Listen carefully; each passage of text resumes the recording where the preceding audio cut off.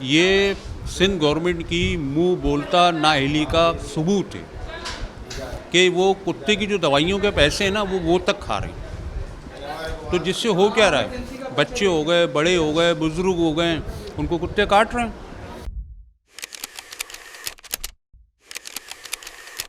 शहर कायद में कुत्ता पकड़ मुहिम जो वो बिल्कुल नहीं की जा रही, जिस वजह से जो सख्त के केसेस हैं उसमें जो वो होशरुबा इजाफा हो रहा है। एक और जो वो आवारा कुत्ते के काटने से जो वो अमवात रिपोर्ट हुई है। जैसे कि हम जिला अस्पताल के रेबीज़ वार्ड के अंदर मौजूद हैं, डॉक्टर अनिला मेरा हमारा मौजूद है। डॉक्टर अनिला, बहुत शुक्रिया आपके वक्त का।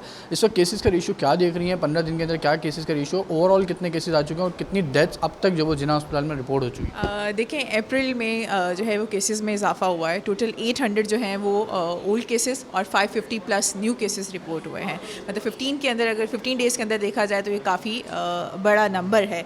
तो और इसमें यही है कि जो भी अगर पेशेंट आता है तो वही एहतियाती तदाबीर जो हम हमेशा बताते हैं कि वूंड अगर किसी को डॉग बाइट हो जाता है तो उस वूंड को 15 to 20 मिनट्स तक अच्छे से वॉश करें, करीबी अस्पताल जाएँ, वैक्सीन लगवाएं, फिर फर्दर जो उसकी ट्रीटमेंट होती है वो उसको फॉलो करें। लोग के अंदर एक कॉन्सेप्ट है घरेलू टोटके जो करते हैं, उससे घरेलू टोटके जो लोग करते हैं अपने वूंड्स पे कोई चीज़ मिर्चें लगाना, ये चीज़ लगाना जो लोग करते हैं, तो इससे एहतियात करनी चाहिए या ये सही है? नहीं, इससे कुछ भी नहीं होता। बस मेन चीज़ जो प्रोटोकॉल है जो फॉलो करने चाहिए, जो हमेशा हर बार बताया जाता है कि वूंड को 15 to 20 मिनट्स सोप से या जो टैप वाटर है उससे वॉश करें और करीबी अस्पताल आके उसका हल सिर्फ वैक्सीन है।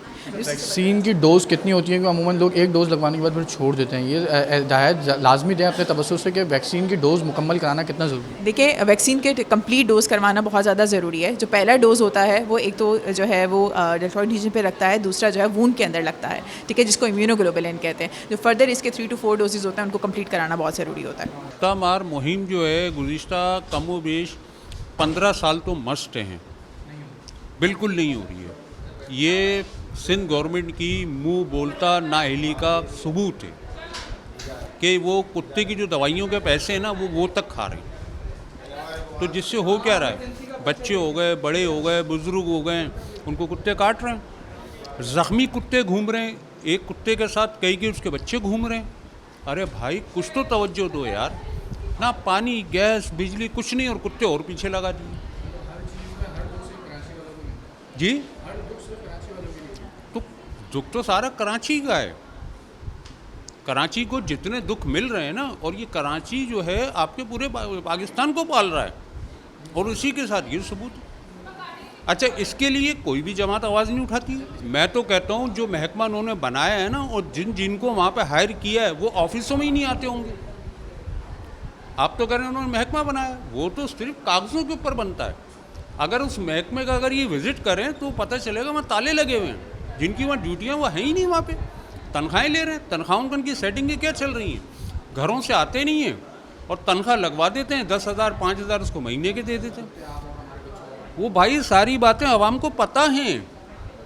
आपकी अगर सैलरी है ना 60,000 रुपये, तो 10,000 महीना मैं तुम्हें दे दूँगा, मेरी हाज़िरी लगा दे, 50,000 मेरी जेब के अंदर।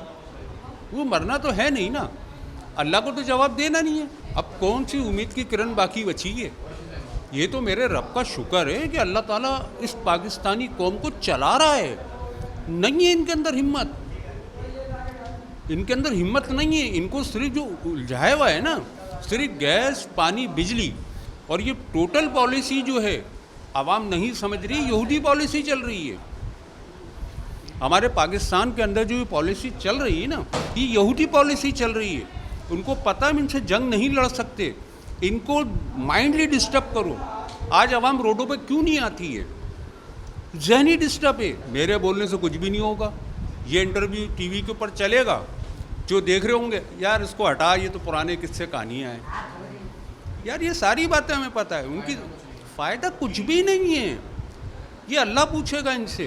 हाँ, मेरी तो रिक्वेस्ट ये, अल्लाह तमाम पाकिस्तानी आवाम को हिम्मत और ताकत दे, उनकी ज़िंदगियों में आसानी कर दे। डॉक्टर अनिला मेरा हमारा मौजूद थी। लोगों के अंदर एक कॉन्सेप्ट होता है कि डॉग बाइट होने के बाद जब वो डोज़ के लिए आते हैं तो अमूमन अक्सर लोग जो वो एक डोज़ लगवा के बाकी डोज़ जो वो नहीं लगवाते। इससे जो वो रेबीज़ का ख़तरा जो वो थमता नहीं है और रेबीज़ होने के चांसेस जो वो बरकरार रहते हैं। ताहम जैसे ही डॉग बाइट का शिकार हो तो अपने करीबी तिब्बी मरकज़ से जो वो लाजमी वैक्सीन लगवाएं और डोज़ को जो वो मुकम्मल ज़रूर कराएँ।